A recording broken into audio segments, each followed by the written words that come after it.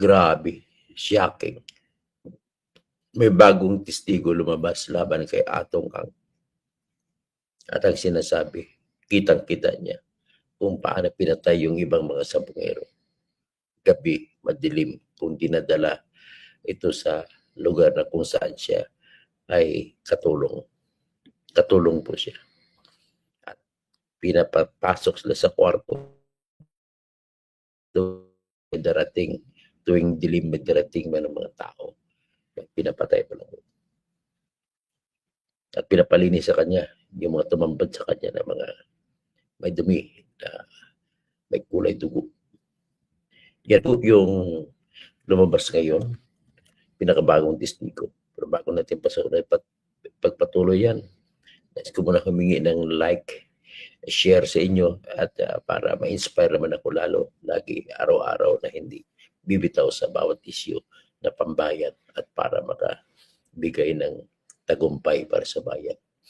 At isa pa, paki-campaign nyo na rin sa mga kaibigan nyo na mag-subscribe na rin sa ating channel para dadami tayo. At kung dadami na po ang grupo ng mga magagaling at mababait at makatotohanan at makatarungan, maaabot natin ang turok ng tagumpay para sa ating bayan. Dito lamang po sa ating channel na ito. Toto Tirador, para sa katotohanan. Ito po si Toto Tirador, Doctor of Jurisprudence, licensed civil engineer at experienced na editor ng dyaryo sa People's Journal Tonight sa pahayagang Kabayan newspaper. Pero bago lahat, bago magsimula, nais ko muna kayo hingi ng inyong tulong kung tutulong kayo sa akin. At isasampa ko na to sa Lunes, reklamong kuwaranto lamang kay Erwin Tulfo para naman matanggal siya pagka-senador kasi hindi pwede matatanggap ng konsensya ang isang Amerikano maging senador ng Pilipinas na si Erwin Tulfo. Ito po, dito po kayo makapagbigay tulong sa aking GCash o sa video ko at kung sa Western Union o kung paano pwede po niya padalhan. At tulong-tulong po tayo. Ito po yun ang usaga pwede mo padala. So ngayon papunta po tayo sa itong isang ipapakita ko sa inyo isang katulong na pangalang Lisa ay napilitang lumabas. Naawa siya sa mga biktima at lumabas siya pagkatapos ni alias Totoy at yung paglabas niya po ay napaka-timing din. Lalong lumalakas pag ebidensya labang kay Atong Ang. May dalawa ng sako ng mga may buto na sinatagpuan at kinikwento niya nitong katulong na ito na nagtataka siya bakit maraming mga buhangin ini-order doon pag pinapadala doon sa lugar na kung saan siya naglilinis bilang katulong ni Atong Ang. At wala namang construction doon ang gagawin. So ito, basahin natin. Ating ipakita sa ating screen itong bagong katulong na to.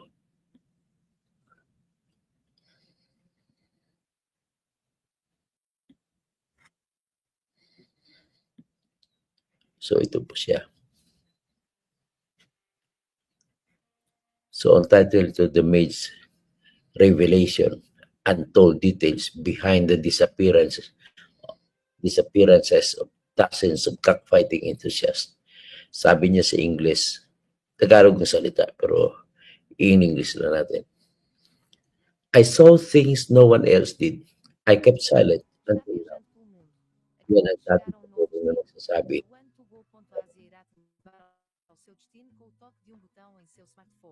A One to Go disponibiliza vários meios de transporte para levar você até seu destino em qualquer lugar, regional e mundial. Reserve suas passagens de forma rápida. Okay. May interference, pasensya na muna.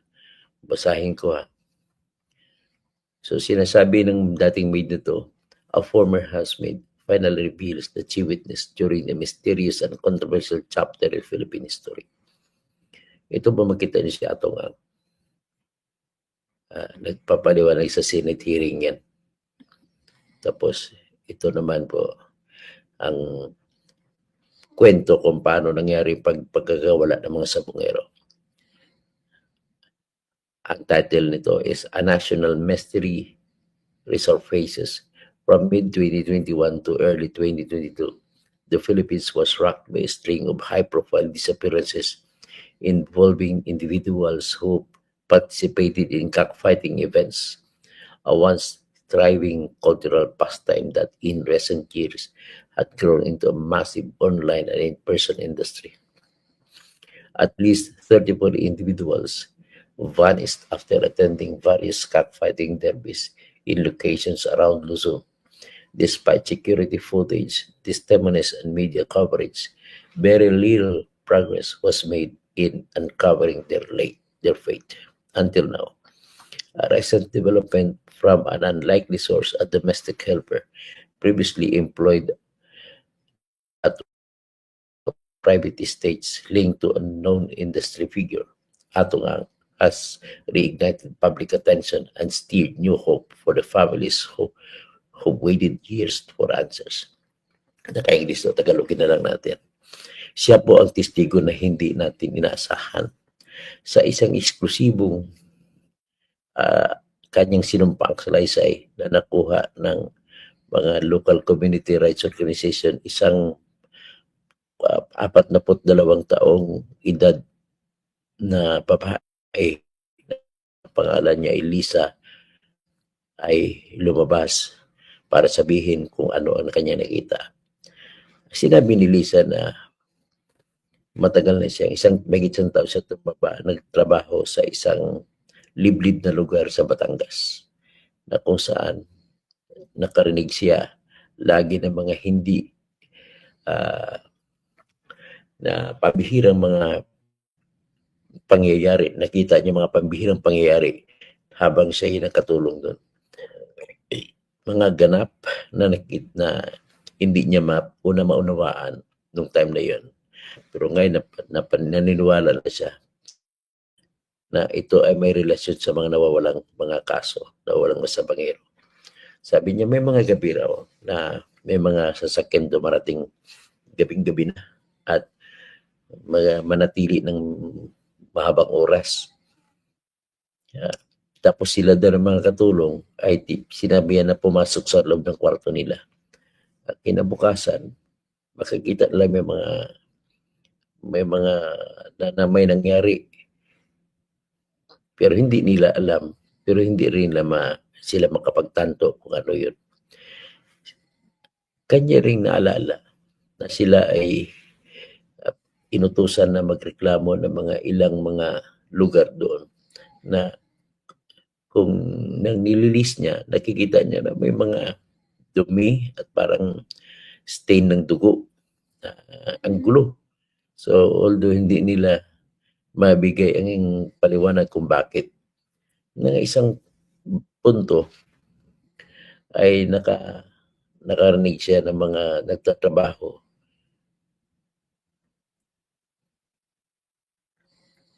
na mayroong mga lugar doon sa kanilang pinagtatrabaho na bawal ang sinumang trabahante na pumunta. Yun ang tawag ay cold room. Cold room, ano ibig sabihin nun? Malamig na lugar. So, itong lugar na ito ay bihira lang mapuntahan ng tao, kundi sila lang. Ito ay sinasabi niya na may mga gwardiya at at hindi mapapasok din kahit sinong mga empleyado o kawani. Sabi niya, may mga hindi kilala mga tao lagi na pumupunta roon. Lalo na kung mga Sabado o Linggo ng may derby ang manok. Ang iba sa kanila ay nakikita niya daw na ang mga damit, yun daw ang damit na nakita niya na suot ng mga tao ngayon nung makita niya yung mga missing na may nakadamit. So, nagbigay sa kanya ng ideya na iyon nga ang mga taong nakita niya ay mga pinatay.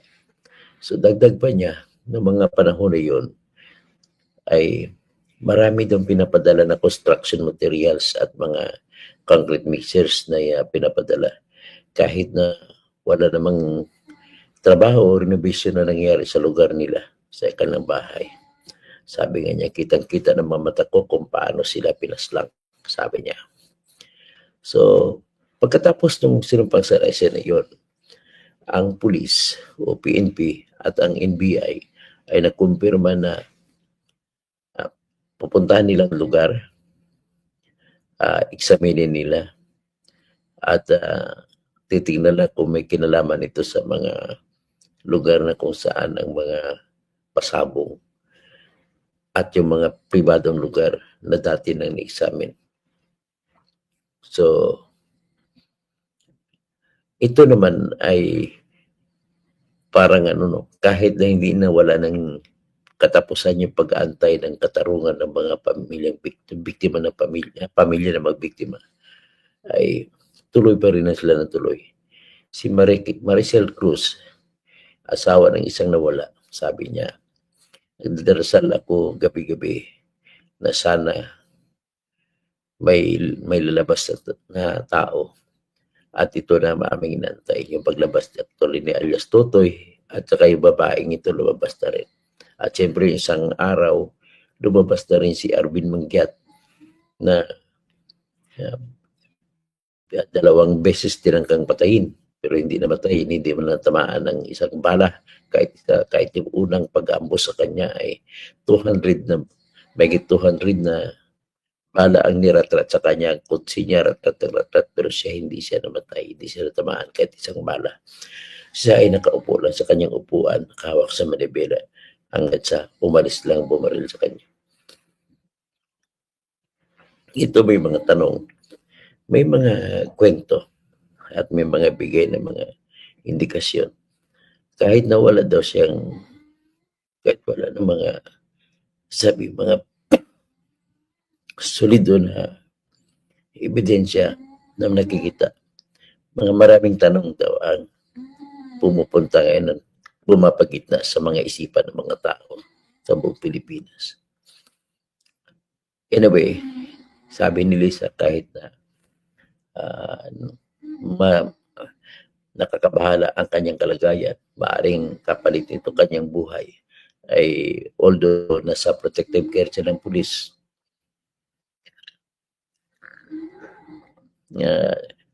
explain niya na pinili niya magsalita kaysa yung manatili na lang at saka hindi niya kailangan ang gantimpala dahil sa sugo ng kanyang konsensya. I keep silent, sabi niya sa English pa sa kanyang affidavit. I kept silent because I was scared. But watching the families year after year, I realized they needed someone to speak up. So siya na nga nagsalita na nga. So although na wala pang closure sa ngayon, may nakikitang pag-asa na sa ngayon yung nakikita ang mga biktima. So, ang mangyari po ngayon dahil dito ay bubuksan na po ni Senator Bato ang panibagong investigasyon sa kasong ito. So kung ganun po mangyari ay malaking pag-asa ating makikita. Ano pong ating maasahan dito? Maasahan po natin po dito ay mapipindaw na talaga si Atungang. Pero kailangan, sabi ko sa vlog ko kanina, ay dapat gumawa ng hakbang ang DOJ, magsampa muna ng petition for provisional whole departure order na hindi pa payagang makalabas ng Pilipinas si Atungang, si Gretchen at sino pang iba na involved. At kanais-nais naman po nangyari na sa unang araw may nakita na kagad isang sako na may laman ng mga buto. Imposible naman buto ng hayop yun. So, yun siguro may connection sa sinasabi ng nilisa ng babaeng katulong na yung doon ay sa kanyang lugar ng kinililinis na siya ay katulong ni Atungang. Yun nga siguro iba nakita lamang sa sako. So, at least we are hoping that everything will come to fruition for justice, in the name of justice. At ano pa bang ating sasabihin dito? At lumalabas din po na ang mga sa testimonya, ang bala po ang baril na ginamit sa pagkambo sa isang sabongero ay lumalabas na isa nilang baril na ginamit sa pagpatay sa mga war on drugs victim. Ang isa doon si Police Lieutenant Christopher Geronimo at saka yung isa si ex-police officer si Edward Chavez. Yung mga pinatay, ang ginamit ng baril sa kanila base sa mga bala na nakakuha ay kapareho sa mga bala na nakukuha sa pag-ambo, sa pagtagang pagpatay kay City Councilor Arvin Mangyat. Si Arvin Mangyat po ay dati siyang pulis. Lumabas pagka-pulis, naging barangay kapitan. At nung naging barangay kapitan siya, hanggat naging konsyal, ay nagnegosyo siya ng isabong. Kumuha siya ng prangkisa sa pitmaster kay Atong. Kaya lang, ang problema nito, maraming mga taga-Laguna ang tinuturo niya itong na mga TUP na dadaya sa sabungan. Kaya, sinuspetsa niya na ang boss ng mga TUP ay si Arvin Mangyat. Si Arvin Mangyat naman ay binigyan siya ng prangkisa. Dahil sa prangkisa niya, tinatayo niya sa isang pwesto sa Laguna o sa Calamba. At pumupunta doon na mananaya sa kanyang restaurant at doon natataya. Pero dapat ang sistema ay tataya sila sa GCash. Pero ang iba ata, may plataforma daw ata si Arvin Mangyat na ginawa na iba at doon sila matataya. Kaya ang taya doon ay hindi na napunta kay Atong Ang. Napunta doon. Kaya because of this, yung mga TUP ni Pandaraya ay nakikita ni Atong na isang malaking kalibian sa kanilang negosyo. Kaya nagalit siya. Kaya nagdesisyon na papatayin ng mga TUP na kanyang nakikita. So, tapos tinatanong niya kanyang grupo sa Alpha, kasama si Gretchen, bumuto-buto, tinatanong niya. Sabi ni Tutoy, alias Tutoy, kasi nandun din siya. Kung sino ang gusto sa desisyon niya, tumaas lang ng kamay na papatayin na lang mga TUP. Kunin natin papatay. Yun po ang kwento dyan. So, hindi naman ako maniniwala na kasapi si Duterte dito. Kasalanan ni Atong yan. Nung panahon pa ni Erap ganun nagkatindi si Atong. Wala pa si Duterte doon. Panahon ni Noynoy, tumira din yan ng ay-alay. Ibig sabihin, kahit sino presidente yan, ay tumitiran siya Atong. Pag wala na si Duterte, nakipaglabi naman siya kay Erwin Tulfo at nagbigay ng mga kung ano-anong mga ambulansya, mga wheelchair. Pero ang pakay niya para i-recommenda ni Erwin Tulfo na bigyan siya ng bagong prangkisa para sa ISAPO. Okay? So hanggang dyan na muna tayo. At ito po yung bagong mga revelasyon. So, Rolando Hoxon, totoo lahat ng analysis mo, nagkakatotoo. O yung analysis ko po sa impeachment ni Sara na sobra ay inaksyonan na ng Supreme Court. Sabi ko, ang 4 na impeachment hindi pwede. Yung December 2, December 4, December 19, 2024 na dapat 10 araw na days lamang ay asikasuhin na. Hindi inasikaso. Kaya sabi ko, matatalo kayo rito. Hindi nga ako nagkamali. At mukhang ito na patutunguhan. Halos sure na ko dyan. Bakit nag-utos ang Supreme Court sa House of Representatives na isumiti yung 3 pang reklamong impeachment. Magsumiti sila ng parang records ano nangyari, anong ginawa nila. At magsumiti sila ng mga session days, records and saka minutes at tatawag na kalista ko anong nangyari, anong ginawa. So kung bibilangin niya ng Supreme Court, lampas na 19 days na.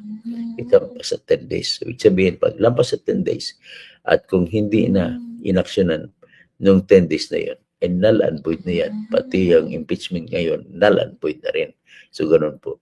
So, yan ang pinagmamayabang ko. Lahat ng mga legal analysis ko ay nakatotoo na mangyayari.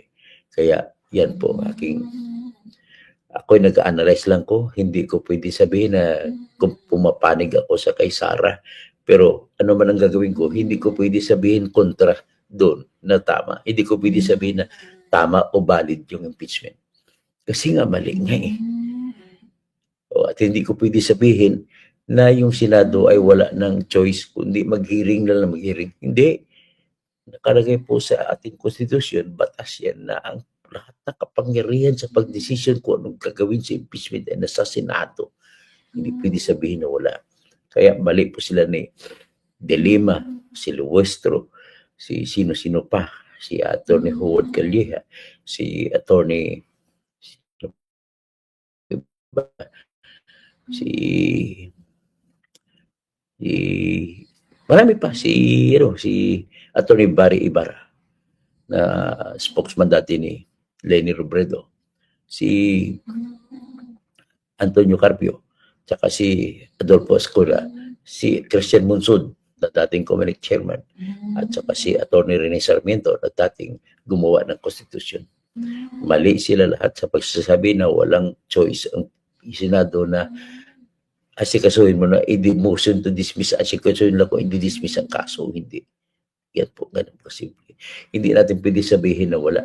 Kaya, hindi mo pwede sabihin, Peps rin, na sinasabi ko lang ang mali. Bakit ka maniniwala na tama yun? Di ibig ka maniwala sa mali.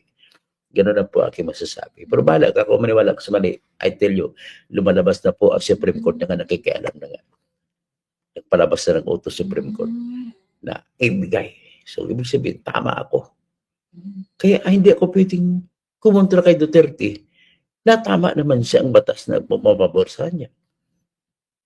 Kung kumukontra ang batas kay Duterte, titirahin ko yun. Ganun lang kasimple.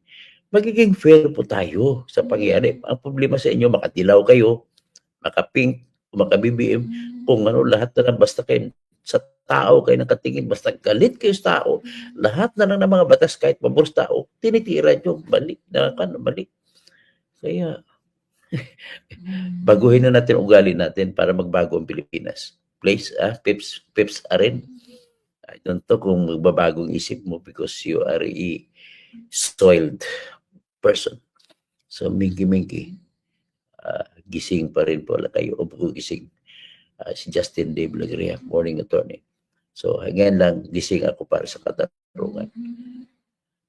Hanggang dyan lang, matutulog na sana ako. Pero ito nakita ko po, itong bagong development, yung isang katulong ni Atong. Okay, hanggang dyan lamang po tayo at maraming salamat. At tulungan niyo ako.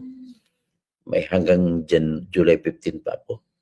Kapag sampa ng kuranto laban kay Tulpo. Kailangan matanggal siya sa Senado. Dahil siya po yung Amerikano. Yun lamang po. At ang babayaran ko sa Senado ay abot po 60,000 pesos. Sana tulungan niyo po ako. At andyan po ang aking GCash. Andyan po ang aking mga video. Andyan po ang paypal.com. Pwede yung padala sa tinatawag na Western Union o kung saan naman, Remitly o whatever. Please lang po. Tulungan niyo ako, pero kung ayaw niyo, okay lang po. Maghanap ako ng ibang funding kung paano. Mangutang po ako kung mangutang kinaklaman para naman po ito sa katarungan sa buong Pilipinas. Ang nakakasal lang dito, ang labang ito ay para sa bayan.